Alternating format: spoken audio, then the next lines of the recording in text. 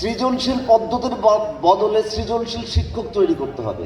আমাদের আরেকটি খুব ভালো একটা সিস্টেম চলছে, সেটা কি English medium, O level A level, এটা আরেকটা সিস্টেম। আমাদের আরেকটা সিস্টেম মাদ্রাসা শিক্ষা চলছে। মাদ্রাসা শিক্ষাতে নর্মাল যে পড়াশোনা আছে আমাদের আলিয়া মাদ্রাসাতে গুলোতে, সেগুলোও চলছে। তার সাথে আবার আমরা যেগুলোকে আজকাল এই যে কওমি মাদ্রাসা, তাকেও মাস্টার্স সমমান করে দিয়েছি। তার বাইরে আমাদের ভোকেশনাল ইনস্টিটিউটস গুলো আছে, কারিগরি শিক্ষা। তাহলে আসলে সবগুলাই এখন আম আর দুধ আর ঘি সব একই মাপে মাপা হচ্ছে। এখানে কিন্তু বিরাট ধরনের গলদ আছে। তো সবাই যদি এক জায়গায় এন্ট্রেন্স পায়, বাংলাদেশের মেধাবীদের কোনো জায়গা নাই। কিন্তু বাংলাদেশের কোনো মেধাবীরা কিন্তু এখন ভালো জায়গায় চান্স পাচ্ছে না, কারণ আমাদের কম্পিটিশন করতে হচ্ছে মাদ্রাসা থেকে যারা আসছে তাদের জন্য।